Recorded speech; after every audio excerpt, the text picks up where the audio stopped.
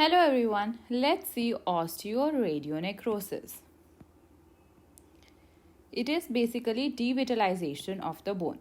So the irradiated bone becomes devitalized and exposed through the overlying skin and mucosa, and it persists without healing for 3 months in the absence of tumor recurrence.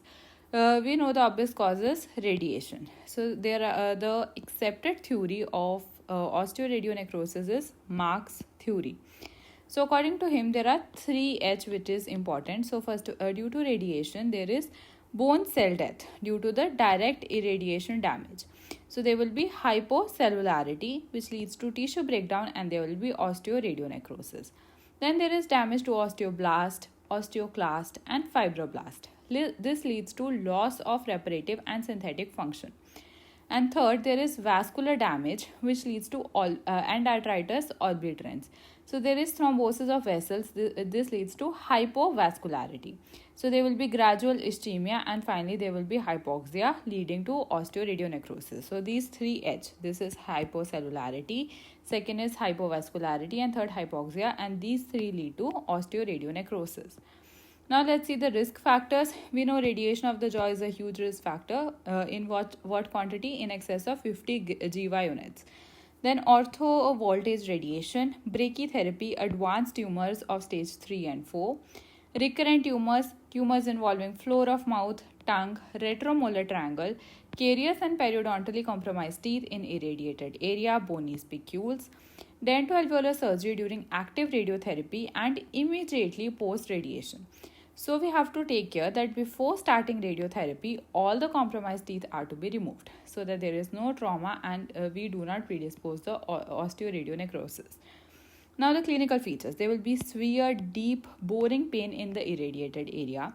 There is trismus, swelling, soft tissue abscess, draining sinus and fistula. There will be exposed bone, that is yellowish bone can be seen. Fetid odor, induration plus swelling of the surrounding tissue, pathological fracture. If the inferior border of mandible is involved, then other radiotherapy effects can also be seen. There will be less saliva, so there will be radiation caries, mucositis, xerostomia. The diagnosis is history of radiation, which we will know. Clinical features, then radiographically we can see OPG, CT scan, MRI. So in management, we have two main aims. One is to revascularize the bone. As we have seen in 3H, there will be hypovascularity and hypoxia. So this will be done by non-surgical process. And second, there is already necrosed bone. So we have to excise this necrosed or affected bone. How we will do it? Surgically, and most commonly done by sequestration. We know there is severe deep boring pain. So pain alleviation has to be done by narcotics or by giving long-acting bupivacaine nerve blocks. So the surgical technique, that is sequestration, this is done. Our aim is to remove the dead bone. So this is done in the cases where there is a small lesion, where there is least invasion, and only sequestrum, that is dead bone, has to be removed. And this dead bone is well localized in the medullary area, that is the central area, and it is not involving the cortical bone. Remove the necrotic bone with or without the tooth depending upon the situation. Then the second option is bone resection. This can be done intraorally, which is preferred, and it also can be done extraorally. So intraorally, first DA or LA is given, then incision on the crest, this is alveolar ridge, and on the crest of alveolar ridge on the highest point an incision is given. Then after giving incision, we will elevate the buccal and lingual flaps.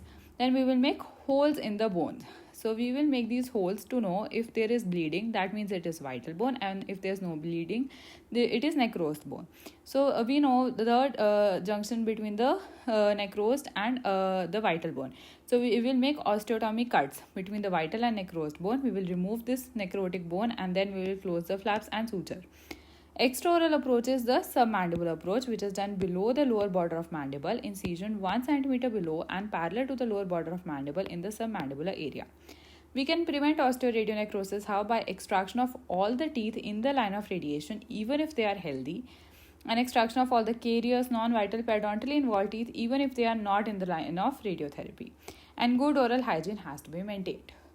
This was all. If you found this video helpful, do like and subscribe. Thank you.